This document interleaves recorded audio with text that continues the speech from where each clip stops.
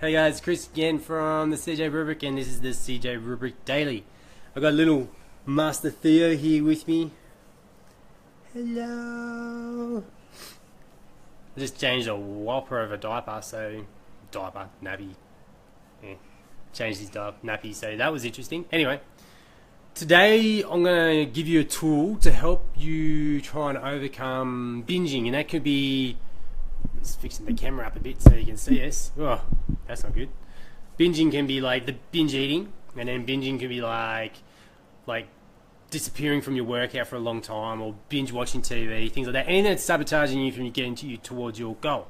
So the way I'm going to talk about it first is talk about willpower and the way we used to think about it, the way we think about it now, and how it affects you and how it makes you potentially binge.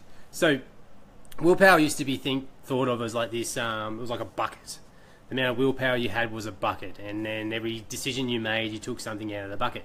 And eventually it got whittled down and you'll have no willpower. And they used to say, like, at the start of the day, you had a full bucket. By the lunchtime, it's usually pretty empty, and the rest of the afternoon is just all habits. And the way we used to do it was, we changed your default habits to positive ones. You're going to get the lifestyle and the body and the fitness you want. Now, it's kind of changed because the way they used to measure it was wrong. I'm not going to go into the science of it because it was just too confusing for me to figure out. But the way they look at it now is that they talk about needs versus wants, and this is how willpower comes into it. So, being a parent, we have to do all these things we need to do to be a parent. You got to feed them. You got to change their nappy. You got to change their clothes. Give them a bath every now and then. You got to pick them up when they cry. Hug them when they're sad. When they got bronchitis, you got to stay home with them and catch it yourself and just hang out with them. Ah, my bed. And all those kinds of things. On top of doing things like the things you need to do for work and the things you need to do for yourself, which are things like eating well, brushing your teeth. I know it seems kind of weird, but you need to brush your teeth, have a shower, all those kinds of things. These all sap on your willpower. And the way to look at it now is we're going to talk about needs versus wants. And wants are things that you want to do. Like when you binge, you want to binge. You want to have a big feast of shitty food because it gives you that emotional response you want really quickly. And other things are like you want to have a drink because it calms you down and makes you chill out on a Friday. Speaking of which, today's Friday. So needs versus wants. When you do a lot of needs in a row without pre-planning your wants in there, you're going to have that big binge at the end where, say, like you've done a whole week and it's been a really shit rough week. You've done a lot of needs, just doing needs. I need to do this, I need to eat this way, I need to train this way, I need to move, I need to bath him, I need to feed him, I need to be a dad, I need to do all this kind of stuff, I need to try and get the business to work. At the end of the week, you're tapped out of willpower, and the only thing you want to do is probably binge on something. Binge watch TV, which is what I generally do. Watch a TV show from start to finish. Things like that, but that can be sabotaging to what you want to do. So the way to do it is to try and fit the wants into your week and make them smaller, but also make them better. So here's what I want you to do. Get a piece of paper, put a line down the middle, put wants which are in line with you getting towards the version of yourself you want to be, which is strong, fit and healthy. All the wants there. I'll go through some examples in a sec. And then wants which take you away from it, which is things like eating pizza, binge watching TV for a whole day, getting drunk, things like that. They're okay to do every now and then if you want to, because it gives you a good bit of a balance, but you can't do them all the time. So what we got to do is make sure we do more of the wants out of the options that get us closer to our best self. And these things could be things like reading a book.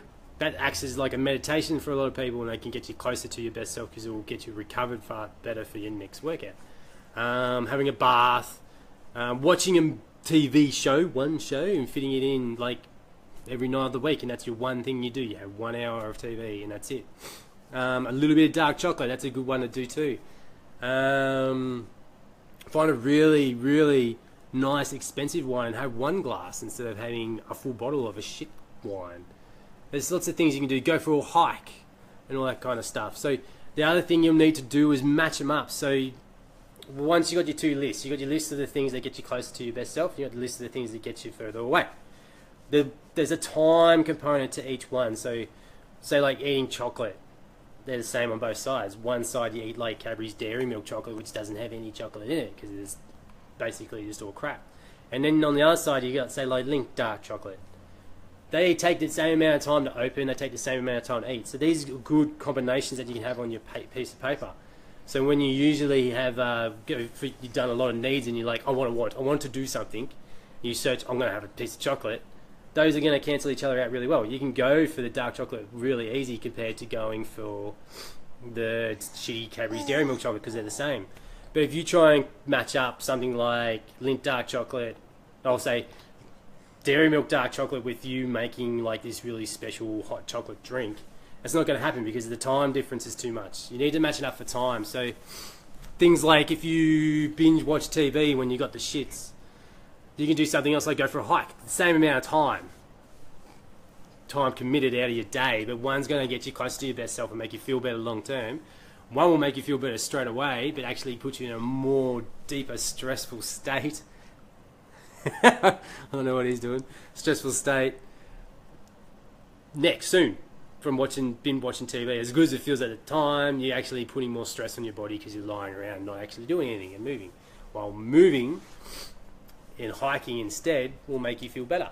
So that's what I want you to do today. That's today's goal, is to balance your needs versus wants. The good way to think about it is think about like kids when they go to school. They go to school and they spend all day doing things they need to do. They have to act in this certain way at school. They have to do school this certain way. They have to do mathematics this way. They have to do English this way. All these kinds of things. They have to play in the playground this way now. They can't do whatever they want in the playground anymore. So, when they come home, they're terrible. All they want to do is have all autonomy back and do whatever it is they want to do. And we are the same. So we spend all day doing the things that we have to do, which is the things we need to do. We will search out for things we want to do. We are the same people as what these kids are. And we usually sabotage ourselves by doing things which aren't in alignment with our best self. So if you plan something that's a want from the column, we've got the two columns, the ones that get you close to your best self, the ones that take you further away. Hey, man.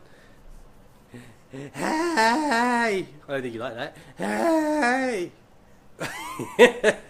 Anyway, the ones, you got those two columns. Try and fit all these ones that get you close to your best self into your week and pre-plan them. And the ones that are going to take you away from your best self, still have them, but try the other ones first. So if you say you got the two chocolate ones, you have the dark chocolate, it doesn't give you that wanting, it doesn't give you that feeling you wanted. Then have the dairy milk afterwards, but just keep it like 2 blocks of each. And then eventually you're going to be doing the things that get you close to your best self, and you're going to be moving away from the things that take you away from your best self.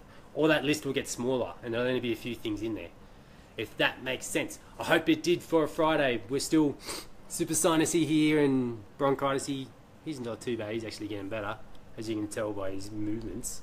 But that's it for a Friday. Next week, what are we talking about next week? Hang on, I'm going to talk to you. I'll have a look. Oh, next week's good. We're going to talk about how to see your progress. What are you going to do? And there's a thing we're going to show you how to track, which a lot of you guys like Mon knows how we do it and stuff like that. It's good. Basically a scoreboard, and it really highlights whether you're doing well or whether you're doing not so well, and how to fix it. A lot of people get scared by it because they think it's accountability, but they think of accountability as someone yelling at you and forcing you to do things, when accountability is just putting a focus on what you're doing and making you open your eyes to see what your habits are at the moment, and then we try and change them. And that's what we're going to talk about first up next week. He's pulling my hair out. Anyway, I'll talk to you later. I hope you have a good weekend. Bye.